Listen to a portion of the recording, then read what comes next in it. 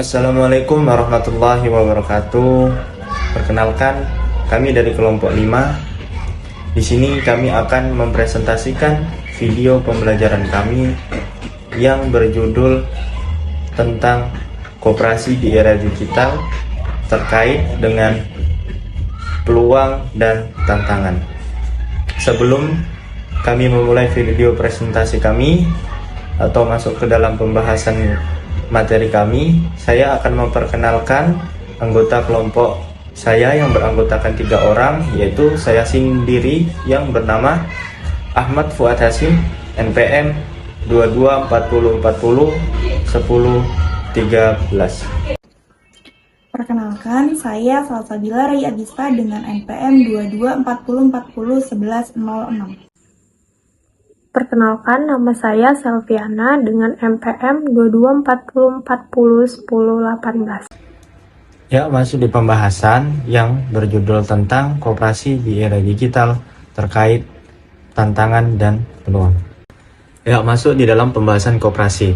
Definisi koperasi sendiri yaitu secara etimologi, koperasi itu berasal dari bahasa Inggris yaitu co dan operation, yang dimana co itu memiliki arti bersama dan operation itu yang berarti bekerja.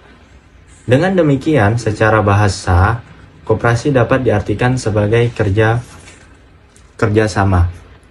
Lalu, menurut Undang-Undang dari Pasal 1 Ayat 1 Nomor 17 Tahun 2012 tentang perkoperasian, di mana pengertian koperasi secara undang-undang yaitu merupakan badan hukum yang didirikan oleh orang atau perseorangan atau badan hukum koperasi sebagai modal untuk menjalankan usaha yang memenuhi aspirasi dan kebutuhan bersama di bidang ekonomi, sosial, dan budaya sesuai dengan nilai dan prinsip koperasi.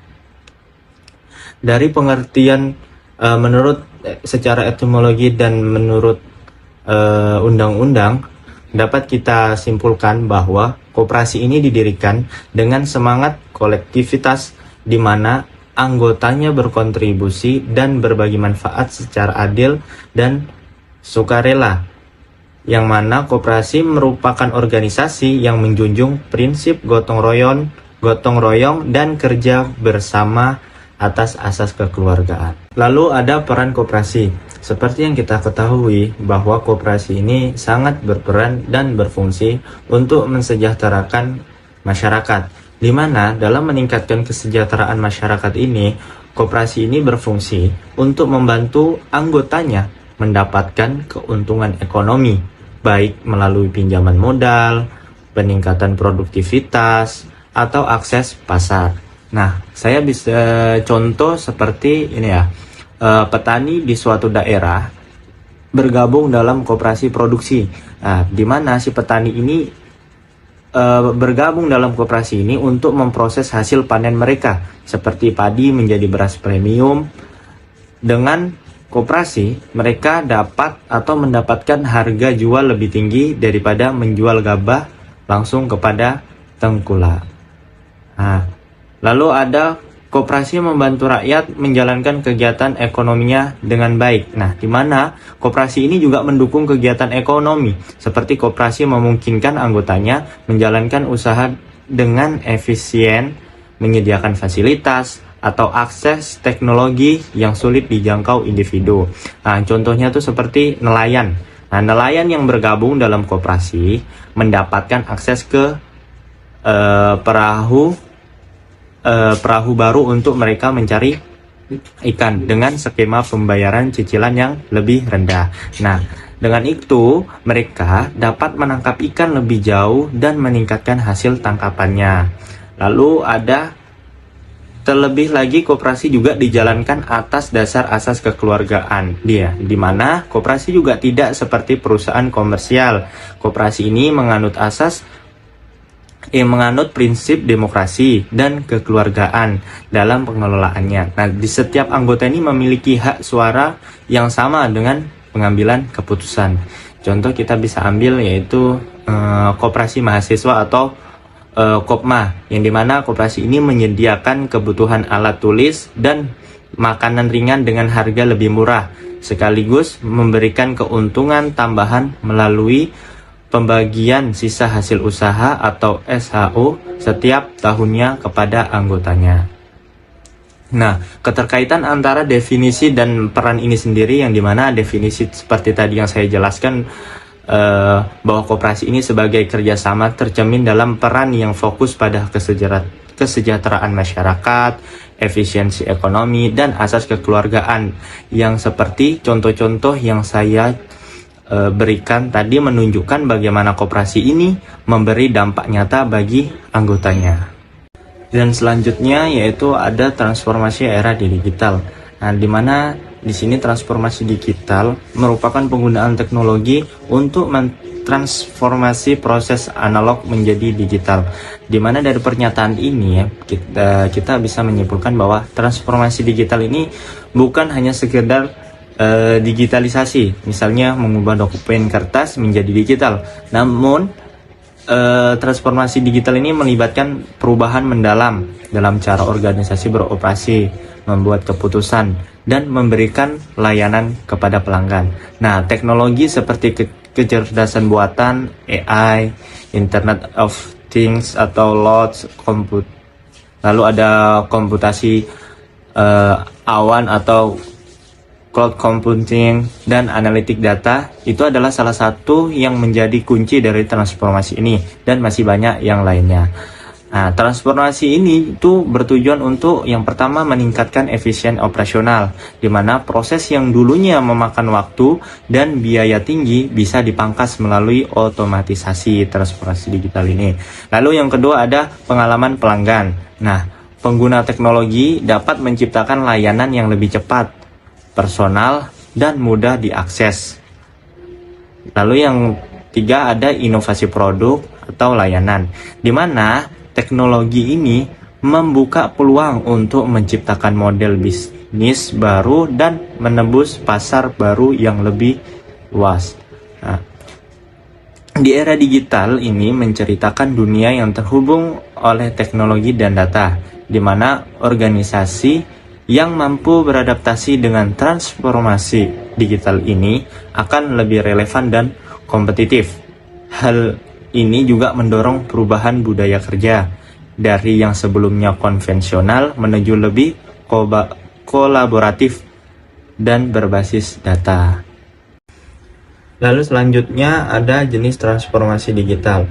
Nah, transformasi digital ini dibagi menjadi 4. Yang pertama yaitu ada transformasi model bisnis, transformasi domain bisnis, transformasi proses bisnis, dan transformasi cloud. Nah, transformasi model bisnis ini adalah skenario di mana perusahaan berupaya merombak segmen bisnisnya dengan mendigitalisasi produk atau layanan yang secara tradisional disampaikan melalui cara-cara alternatif. Lalu ada transformasi domain bisnis.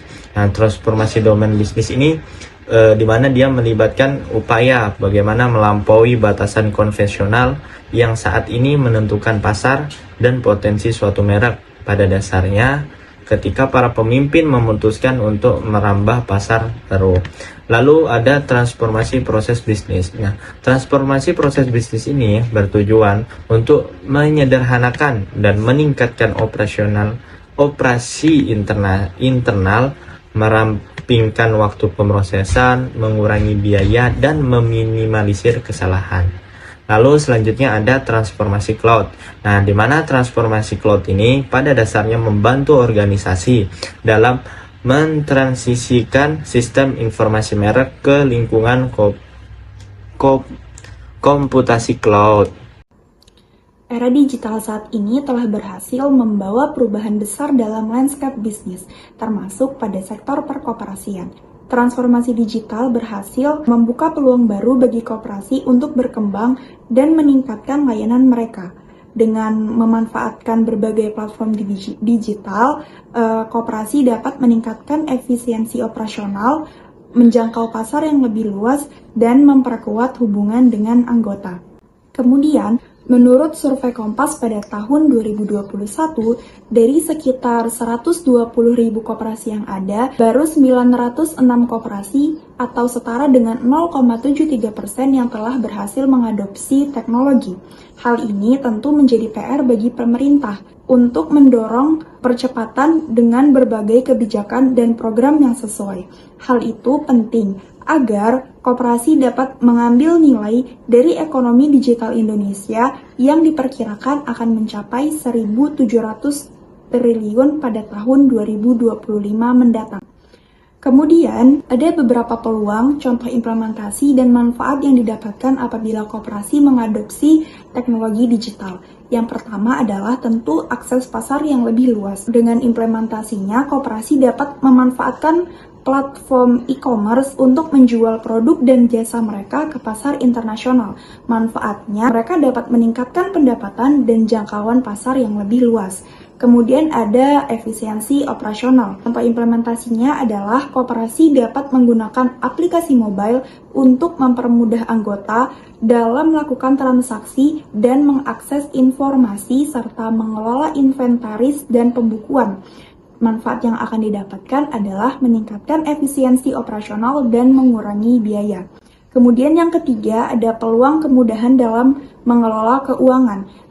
Implementasinya dapat berupa memanfaatkan platform digital untuk mengelola keuangan seperti pembukuan, pelaporan, dan analisis keuangan. Manfaat yang didapatkan adalah meningkatkan transparansi dan akuntabilitas keuangan koperasi. Kemudian yang terakhir peluangnya adalah peningkatan komunikasi dan kolaborasi. Contoh implementasi yang dapat dilakukan adalah dengan menggunakan platform digital juga untuk meningkatkan komunikasi dan kolaborasi antar anggota serta dengan pihak eksternal. Manfaat yang bisa didapat adalah meningkatkan efektivitas dan efisiensi dalam pengambilan keputusan. Sebelumnya sudah dijelaskan oleh teman saya mengenai teknologi digital, kita akan masuk ke contohnya, di mana koperasi pertanian dapat memanfaatkan teknologi digital untuk menjangkau konsumen di berbagai wilayah dengan lebih mudah. Dengan menggunakan platform e-commerce, koperasi dapat menjual produk mereka langsung kepada konsumen di kota besar, tanpa harus melalui perantara. Selain itu, koperasi juga dapat menggunakan aplikasi mobile untuk mempermudah anggota dalam mengakses informasi pasar, menentukan pembeli, dan menjual produk mereka. Selanjutnya ada 4 tantangan di era digital teknologi saat ini. Yang pertama, kapabilitas sumber daya manusia. Banyak pengelolaan koperasi, terutama di daerah, belum memiliki keahlian atau pemahaman yang cukup tentang teknologi digital. Hal ini memperlambat adopsi sistem berbasis teknologi dan inovasi. Kemudian yang kedua, pendanaan untuk inovasi. Digitalisasi menggunakan investasi besar dan banyak koperasi kesulitan mendapatkan pendanaan untuk membangun infrastruktur digital yang dibutuhkan atau diperlukan. Kemudian tantangan yang ketiga, persaingan dalam pemasaran.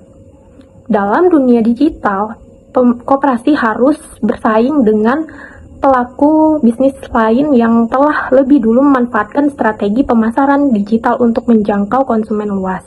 Kemudian tantangan yang terakhir, rendahnya tingkat partisipasi anggota. Hal ini tersebut terjadi dikarenakan kurangnya pemahaman anggota terhadap manfaat koperasi dan minimnya komunikasi serta tidak ada insentif yang menarik. Kemudian ada solusi dalam menghadapi tantangan teknologi di era digital saat ini. Yang pertama, pelatihan digital. Dengan mengadakan program pelatihan bagi anggota dan pengurus untuk meningkatkan pemahaman teknologi, seperti sering mengadakan seminar dan workshop mengenai pemahaman teknologi secara luas. Kemudian yang kedua, diversifikasi sumber dana. Mencari sumber dana alternatif seperti hibah pemerintah, investasi swasta, dan crowdfunding. Kemudian, solusi yang ketiga, kampanye kesadaran. mengadakan kampanye kesadaran untuk meningkatkan pemahaman anggota tentang pemanfaatan koperasi digital. Jadi kesimpulannya, digitalisasi adalah kebutuhan mendesak bagi koperasi untuk tetap relevan di era modern. Dengan adopsi teknologi yang tepat, koperasi dapat meningkatkan efisiensi daya saing dan layanan kepada anggota. Mungkin itu saja penjelasan dari kelompok saya, kurang dan lebihnya mohon dimaafkan. Wabillahi taufiq wal hidayah. Wassalamualaikum warahmatullahi wabarakatuh.